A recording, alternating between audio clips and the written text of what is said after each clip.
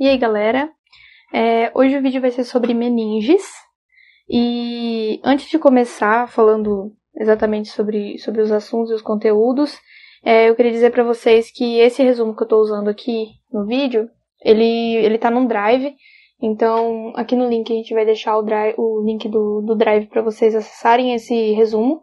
É até melhor que vocês tenham o resumo junto com vocês durante a aula, porque vai facilitar na hora de vocês estudarem, né? E conforme eu for falando também, vocês irem anotando algumas coisas que eu vou falar. E aí vocês vão adicionando, né? No que vocês acharem necessário. E também que esse é um resumo que eu fiz e que não necessariamente vai ser todo o conteúdo, né? Então, eu aconselho vocês sempre a pegarem o livro para estudar. Eu usei aqui como referência 3 livros, né? Eu usei o Machado de Anatomia, né? O Neuroanatomia Funcional, que é o livro que eu mais utilizei durante a faculdade, né? E tem também o Sobota, que é o Atlas de Anatomia. Eu usei o volume 1, que é o que fala mais sobre essa parte de crânio, fala sobre cérebro e estruturas encefálicas, né? E sobre meninges também, né? Tem essas estruturas anatômicas. E também utilizei o Menezes, que é de neuroanatomia aplicada. Ele é muito interessante porque ele traz bastante correlações clínicas, então às vezes a gente tem algumas dúvidas de como aquilo pode se aplicar na realidade. Utilizando esse livro a gente consegue ver ele mais na prática, né, de como funciona, de como que ele de como essa característica anatômica vai estar associada à parte clínica, né? Então vamos começar. Eu separei aqui, então, o estudo de meninges, eu separei em tópicos de introdução. A gente vai falar um pouquinho sobre como funciona, né, a meninge, para que ela serve. A gente também vai falar sobre dura mater, né, ao longo aqui do resumo. Tem algumas imagens para ilustrar. A gente também vai falar sobre aracnoide, vamos falar sobre a pia mater. Vamos falar também um pouquinho sobre as características dos espaços entre essas meninges. E no finalzinho também eu vou falar um pouquinho sobre algumas características clínicas. E provavelmente esse vídeo vai ficar dividido em algumas partes para que não fique tão extenso, né? Então vamos começar. Primeiro eu queria começar falando sobre o fato de que a meninge ela é uma estrutura que vai envolver, né? Como que está escrito, ela vai envolver o sistema nervoso central. E vai ser dividida, como o sistema nervoso central está dividido entre a parte cranial, né, a parte em que está as estruturas craniais, e também a medula, a meninge também vai ser dividida dessa forma. Então as meninges elas vão ser basicamente aquilo que reveste o sistema nervoso central, e é interessante porque ela vai estar associada a ela vai ser semelhante a outras estruturas que a gente tem no organismo. Por exemplo, a gente tem estruturas que envolvem as vísceras abdominais, por exemplo. A gente tem estruturas que envolvem o pulmão, por exemplo.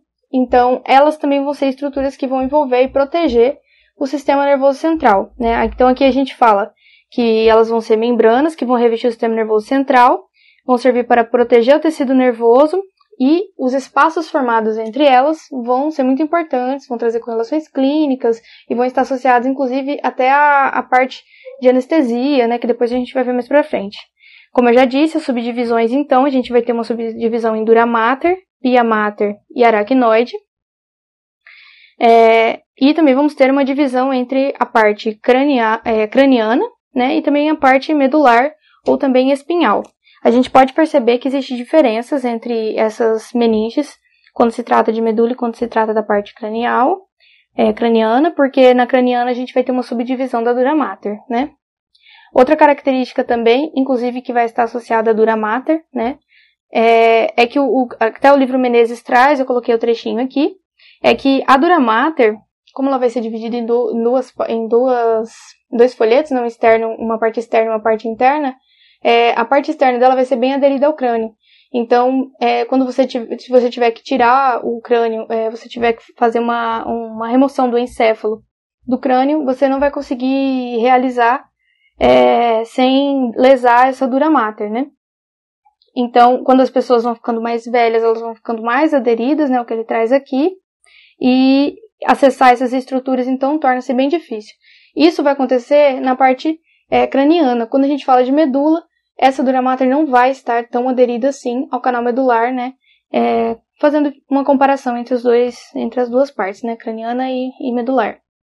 Agora entrando mais em dura mater, né? Aqui eu trouxe que a dura mater ela é uma meninge a mais espessa e a mais resistente, né? Que a gente vai ter. Ela vai ser formada por tecido conjuntivo rico em fibras, colágenos, então é interessante porque como ela vai ser mais espessa, mais resistente, por isso que ela vai ser rica nessas fibras colágenas, né, que vão dar essa característica estrutural para ela. Outra característica importante é que ela vai ter 2 folhetos, então no encéfalo ela vai possuir um folheto mais externo e um folheto mais interno. Esse folheto externo ele vai estar bem aderido ao crânio, como a gente disse, né, anteriormente na introdução. E o interno, ele vai estar vai formando.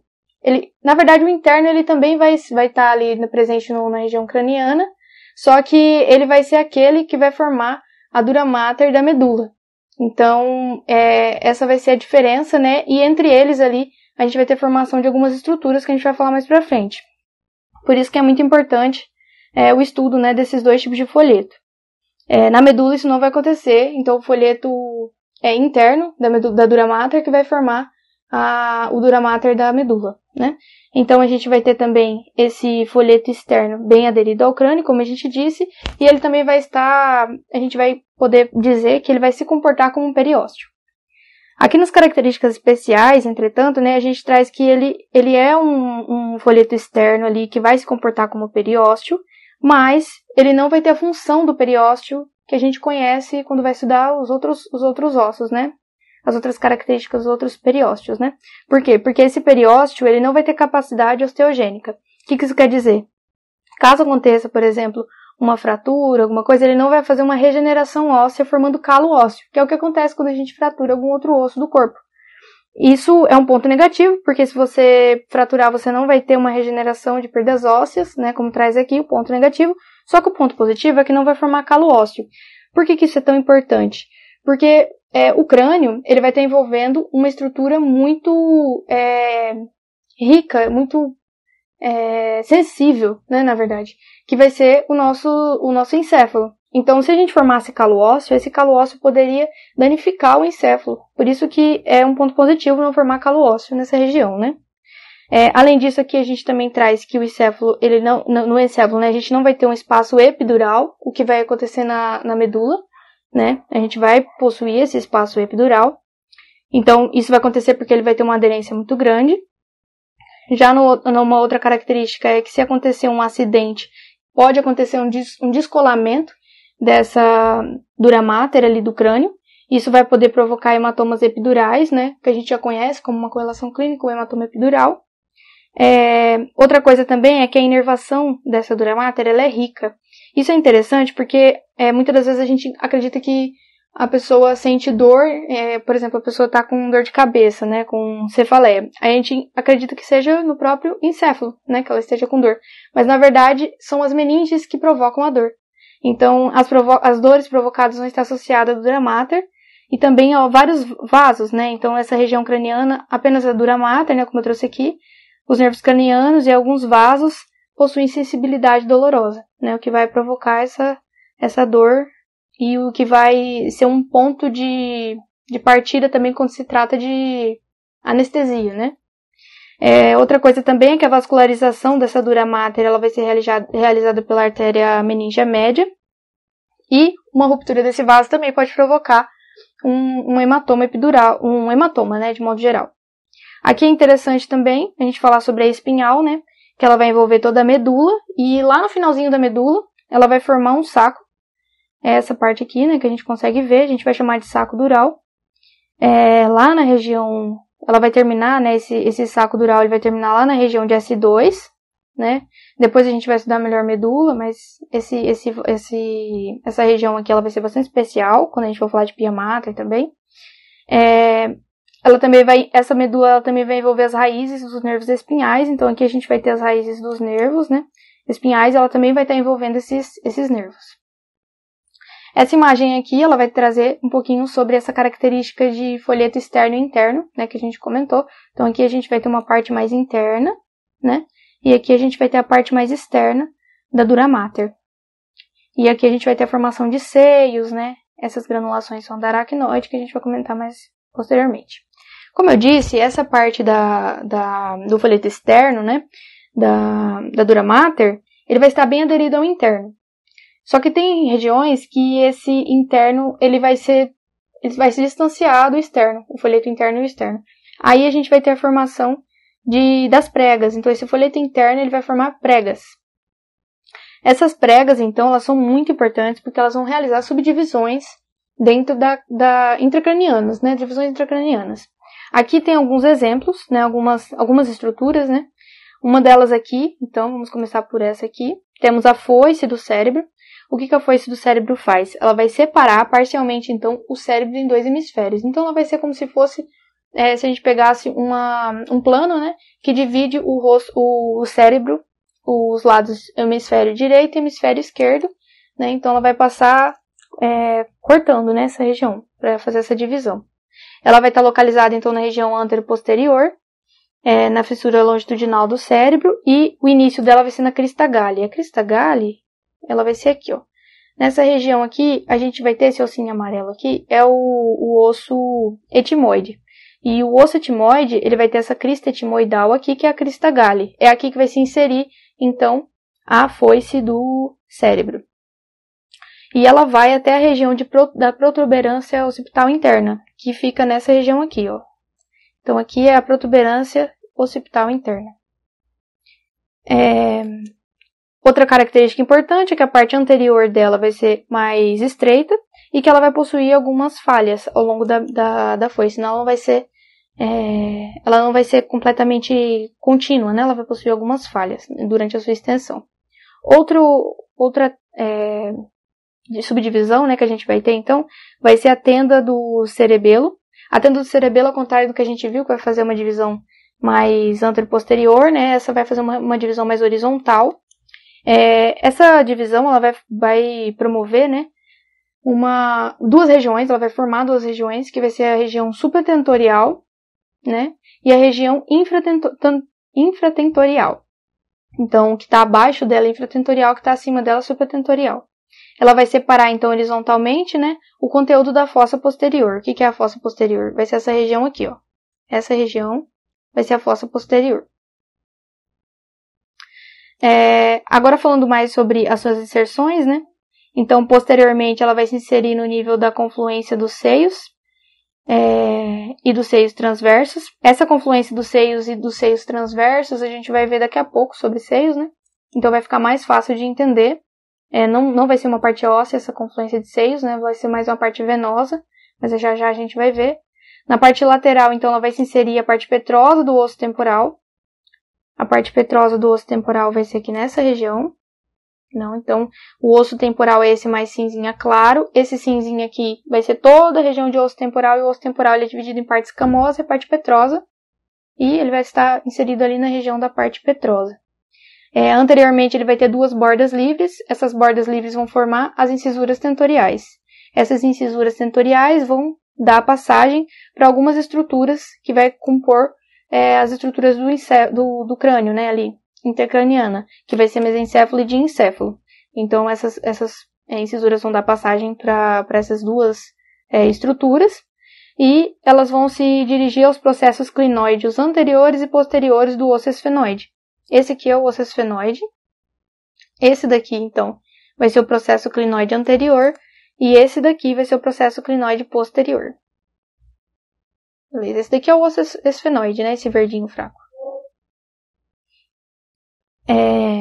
Então, aqui, acima dessa tenda do cerebelo, a gente vai ter o lobo occipital, os lobos occipitais, né? Direito e esquerdo, e abaixo a gente vai ter o cerebelo. Aí, cortando o cerebelo, assim como a foice do cérebro corta o cérebro em hemisfério direito e esquerdo, a foice do cerebelo vai fazer o mesmo com o cerebelo, né? Então, ela vai ter a divisão, né, do cerebelo em duas partes. E o seu limite superior vai ser o tentório do cerebelo. Então, aqui em cima a gente não vai ter a tenda do cerebelo, o tentório do cerebelo. Então, abaixo dela, ela vai ter essa foice do cerebelo. E o limite superior dela vai ser essa tenda, né, que a gente acabou de comentar. E, por fim, a gente vai ter o diafragma da cela. Então, o que vai ser esse diafragma da cela? Nessa região aqui, do osso esfenoide, a gente tem a célula túrcica. Aqui a gente vai ter, ele vai mostrar aqui o dorso da célula, aqui ele vai mostrar o tubérculo da célula. Essa região aqui vai ser uma região onde vai ter a fossa hipofisária, que é onde vai estar a glândula hipófise, né? Então aqui nessa imagem aqui eu coloquei a glândula hipófise, né? Que ela vai ser subdividida em anterior e posterior. E ela vai estar ligada aqui pelo infundíbulo, ela vai se ligar ao hipotálamo, né? Igual aqui, ela vai se comunicar com o hipotálamo pelo infundíbulo. Isso a gente vai estudar quando for falar bastante sobre hormônios, né? A parte de endócrino. Então, essa estrutura aqui, ela vai estar dentro daquela fossa, né? Da hipófise. Então, o diafragma da célula, ele vai estar, tampando ali, né? Aquela fossa. E aí ele vai estar nessa região, então. Lateralmente ele vai se inserir aos processos clinoides anteriores e posteriores, então aqui está os processos clinoides posterior e anterior, que a gente acabou de ver também. E anterior vai ser o tubérculo da célula, e posterior vai ser dorso da célula. Uma coisa interessante de correlação clínica é que se você for fazer retirada no cadáver, por exemplo, você não consegue tirar a hipófise sem, cortar, né? Ela vai ficar presa ali dentro dessa fossa. Então, ela vai ficar ali dentro, não tem como você tirar ela junto com o encéfalo e dá tudo certo. Então, ela vai estar presa ali dentro. Aí agora a gente vai falar um pouquinho sobre esses seios da dura mater, né? O que eles vão ser. Esses seios, eles vão ser seios venosos, né? Que vão ser revestidos de endotélio. E vão estar situados entre os dois folhetos que a gente comentou, que vai ser o folheto externo e o folheto interno. Eles vão se comunicar com as veias da superfície externa do crânio pelas veias emissárias. Essas veias emissárias são essas aqui que eu estou passando aqui a setinha. Então, como vocês podem ver, aqui a gente vai ter um dos seios, né, que a gente vai comentar já, que é o seio sagital superior. Aqui a gente vai ter a veia emissária parietal. Ou seja, ela vai passar aqui da região de seios e vai até a região mais da pele ali, né, do couro cabeludo. Vai passar por essa região óssea do crânio, né? Então, isso seria as emissárias que vão sair ali e vão percorrer por forames ou canalículos ali na região do crânio, como a gente viu aqui nessa imagem. Então, quais vão ser esses seios, né? Eu separei em duas tonalidades aqui de cor, uma cor mais rosinha fraca, uma cor mais rosinha forte, pra gente dividir a parte de seios venosos da base, que vai ser esse rosinha mais fraco, e os seios venosos da abóbada, que vai ser esse rosinha mais escuro. Eu vou começar pelos da abóbada, que é o rosinha mais escuro, né? Então, a gente vai ter o seio sagital superior. Olha, se a gente puder fazer uma análise em comparação com a foice do cérebro, ele vai estar na região fixa da região da foice do cérebro, né? Então, vai estar ligado ali. Depois que ele vai fazer, ele vai percorrendo, né, toda essa região, ele vai terminar na protuberância occipital interna, né, que vai ser uma região de confluência dos seios. O que é essa região de confluência dos seios, então? Essa região de confluência dos seios vai ser uma região onde vários seios vão drenar para ela. Então, aqui nessa frase aqui eu coloquei, né, que quem vai drenar para essa região da confluência dos seios vai ser o seio sagital superior, o reto, o occipital e também os seios transversos esquerdos e direitos. Então, todos eles vão, o nome já diz, vai ser uma confluência de seios, né? Todos esses seios que eu citei vai fazer essa confluência para essa região. Inclusive, o sagital superior. Então, ele vai percorrer então essa região que eu falei, da foice do cérebro. O sagital inferior, né, o seio sagital inferior, também vai percorrer essa região de foice do cérebro, só que vai ser a parte livre, né? Vai ser essa partezinha que a gente viu aqui, que é essa parte livre, né? Que não vai estar inserida em nada. Então, o seio sagital inferior vai estar aqui. A gente vai ter também o seio reto. O seio sagital inferior, ele não vai drenar para a confluência dos seios, né? Ele vai drenar para o seio reto. Então, essa região vai estar entre a foice do cérebro e a tenda do cerebelo. Então, aqui a gente vai ter a região onde vai ter a tenda do cerebelo, que vai ser horizontal, e aqui a foice do cérebro, que vai ser cortando verticalmente, né? Então, nessa região onde elas vão se cruzar, a gente vai ter o seio reto. Outra coisa também, a gente vai ter o seio transverso, né? O seio transverso, ele vai ser par, como a gente consegue ver nessa imagem aqui, né? O seio transverso. Ele vai se dispor, então, na inserção da tenda do cerebelo, no osso occipital, desde a confluência até a parte petrosa do osso temporal, que a gente já viu que a parte petrosa do osso temporal vai ser mais para essa região aqui, né? Então, esse vai ser o seio transverso. O seio occipital, ele vai ser pequeno, irregular, né? E vai estar ali na região da foice do cerebelo, na inserção de foice do cerebelo, né? Como a gente viu anteriormente.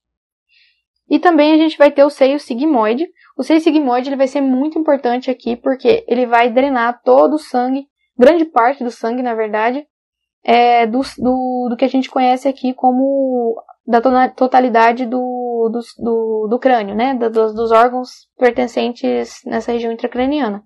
Então, esse seio sigmoide, ele vai ser muito importante por isso, né? Vai drenando ali para a veia jugular interna. Agora, falando sobre os seios da base, a gente vai ter então aqui o seio cavernoso, que vai ser o principal. Esse seio cavernoso, ele vai ser uma grande cavidade, vai ser irregular, vai ser muito importante para essa região de seios da base, né? Ele vai estar situado ao longo do esfenoide da célula túrcica, que a gente viu, né, que o esfenoide ele vai ter aquela região de célula, vai ter até o diafragma da célula e tudo mais. Ele vai se comunicar, então, com o seio cavernoso do lado oposto, então a gente vai ter um seio cavernoso de um lado e do outro, e essa ligação entre os dois vai ser feita pelo seio intercavernoso. E a parte mais importante dele é que ele vai ser atravessado por algumas artérias, por algumas estruturas, na verdade.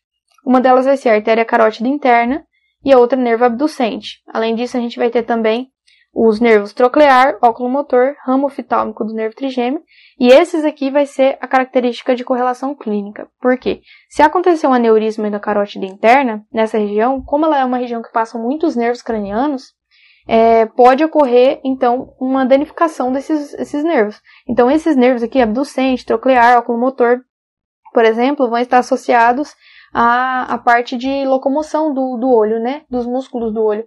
A gente vai estudar melhor essa parte de nervos cranianos e também do olho, a parte anatômica do olho, e a gente vai entender melhor a função desses nervos. Mas, se acontecer, então, um aneurisma de carótida interna, a gente pode acontecer de ter, então, uma danificação desses nervos, e você vai conseguir identificar através do exame físico, né, da locomoção do globo ocular.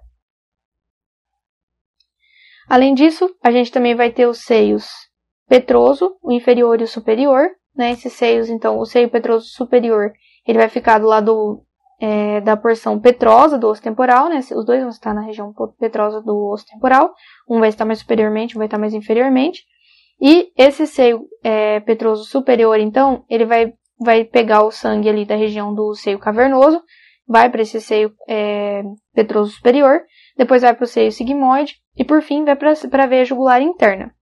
Então, vocês viram que passou pelo sigmoide, que é um seio muito importante.